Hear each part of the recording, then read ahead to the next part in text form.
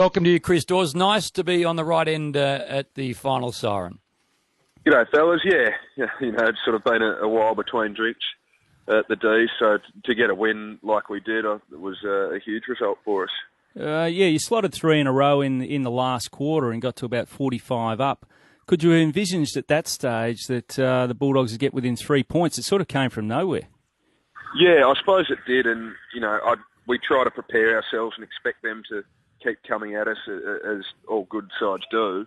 But you don't expect, as you say, when you're 44 points up at whatever it was, the 10-minute mark, you don't expect them to get back and nearly pinch it from us. We also don't expect, I guess, to be in front because you haven't been in that situation for the whole year. So that must have given the group a lot of confidence. I mean, when you walk in at quarter time, all of a sudden you've got a lead at half time. You're playing some good footy. The vibe around the boys at that stage must have been great.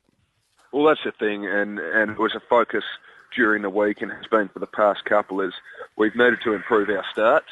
To every first quarter break we've gone into, we've been down, and you can't put any sort of pressure on opposition teams when you're doing that. So Neil Craig, charged the leaders of the club with the responsibility of the start this week, and thankfully we responded, and we got ourselves in a position where we had a lead that we could maintain. Hey, Dawsy, well done to you and the team. It's been a really tough year. Away from the actual game, what's Neil Craig done to lighten the mood of the players to get them back to a stage where they can just enjoy what they're paid to do? Well, I think as much as anything, it's just sort of refreshing just to have that change of voice coming at you, and that's often the case, and it's not always reflective of sort of the coach who's gone and the one incoming. It's just purely having a new voice in there can give you sort of revitalise the group and give a bit more energy, and I think that's starting to show in the way we're playing. We're playing with greater level of energy, and that allowed us to start well last night. Dawsy, a lot of stuff we report is based on some sort of a rumour, but we went last weekend, I think it was, that the Ds were no skins anymore, and it was all just sort of back to basics and hardcore footy. Is that accurate, or is that just for the week, or is it sort of the new policy at the Demons? No skins, no frills? The main thing, it was more with our main training session. Everyone's got to wear proper playing kit rather than skins, and that's more based on Neil Craig's philosophies, and that principle of specificity with your training is you got to prepare and train the way that you're going to play, and that includes the equipment and attire that you wear. Dawsy, there's going to be a standard line here, but being at an AFL club, and when this type of thing happens, players sit around. You're at the club all day. You go for breakfast. You eat together. You're on the phone. You socialise even outside the club. What has been the talk in terms of coaches? You must have thrown up names and spoken about a Paul Roos, spoken about a Rodney Eade, and I guess even spoken about your current coach now, Neil Craig. But what are the names that you guys are talking about?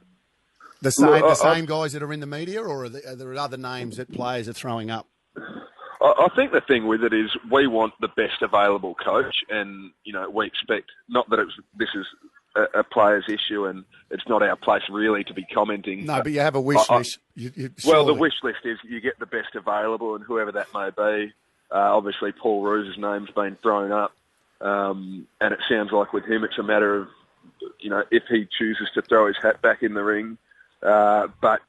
If he's at all hesitant about wanting to get back into coaching, then you don't want somebody whose heart's not in it. And I think everyone's aware of that. As far as Neil Craig goes, he's been super, and I think he's a real asset for the footy club. If he chooses to throw his hat in the ring coaching-wise, that's something he's got to work out, and the club has to work out. I think they certainly want an experienced coach. Not sure if they'll... if they want to bring someone in from outside who hasn't been part of the coaching staff for the past 18 months. But that's a decision for the board, the CEO, etc. to make. And as players, I think we can't involve ourselves too much with that. We just got to hope that they get it right. You can't. But as I said, you talk about it. So off the back of that, so Paul Roos is one that the players have spoken about, saying, okay, he's at the top of the list. He's the best available. Is there one that has been spoken about? You say, Jesus, I hope they don't get him. No, look, there hasn't at this stage.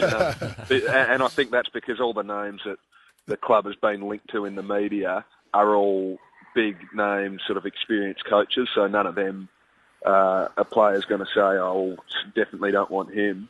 I think the biggest thing is we don't want, as players, you don't want our third or fourth choice. You want the club to do everything in their power to get their first choice coach. Yep. Hey, Chris, without naming any names of possible coaches, from your point of view, the playing group, what number one quality do you think the next coach needs to have and bring to the club to help the group improve? Oh, yeah, that's a good question, and one that I haven't really thought about a great deal. Obviously, vast knowledge of the game, but that goes without saying. I've always found, I reckon, as far as coaching philosophies go, I like coaches who build their game around contested ball and defence, and I think, most good coaches will do that. And, the other thing is one who can get a response out of players, and, the best coaches, sort of Mick Malthouse, one of the things he was greatest at, aside from his knowledge of the game, was his ability to manage players and understand the different personalities. He knew which players' buttons to push and how to push them. So I think if we can get an experienced coach with that sort of ability, that'll be really important.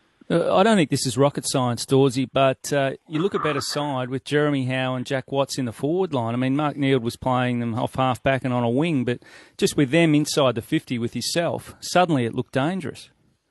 Yeah, I think that's the thing, and it's when we're competitive in the midfield, it means we don't have to put those guys who are strong aerially and good decision makers, we don't have to put them behind the ball. When we're being competitive in the midfield, they can play up forward, and then our forward line suddenly becomes really dangerous.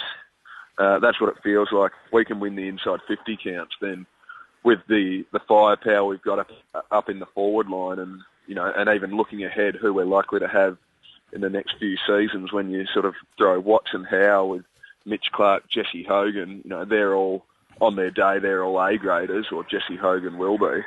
And then, I'm in there as a role player. I think the future's pretty bright. And Jack Fitzpatrick, I mean, you're going pretty well when he takes a mark in the pocket hard up on the boundary. Looks a bit confused as to what to do. Looked inside and thought, I'll have a go at it, and he bananas it through. Yeah, when Jack Fitzpatrick's kicking them, you know we're on that night. Even Watsy threaded a few floaters through from a similar angle, I think. He actually did early, Watsy, but he was very good early. I'll tell you what about that banana kick. He dropped it from his neck. He actually dropped it. If there was a breath, if someone had actually sneezed, that ball would have missed his boot, because that's how far he dropped it from. And Heinze, I just got off the phone to Heinze. Heinze texts through, and he does tell me that the boys don't want Tom Hafey. They don't want. He's a little bit tough, and they reckon they might train him a little bit hard. And I'll tell you, I was flat as a Bulldog supporter in that pocket to see Fitzpatrick. I turned to my son and said, "Mate, we can't win this." Hey, Dawesy, just sort of off track. Your old side lost to the Power yesterday. The Power they were off the fairway in heavy rough last year, but it's amazing how quickly things can change when you get things right off field and things are aligned. That's the thing, and I reckon that shows how even the competition is teams can improve really quickly, sort of in a matter of months, and that's especially true of a young playing list. I think people can forget how quickly younger sides can develop. That's why the GWS, and you're seeing it this year with the Gold Coast, they're going to be real threats for the next few years with the amount of young talent they've got on their lists. Dawesy, we appreciate your time. We enjoyed watching the D's have a win last night. Good luck for the rest of the year. Cheers, fellas. Good on you.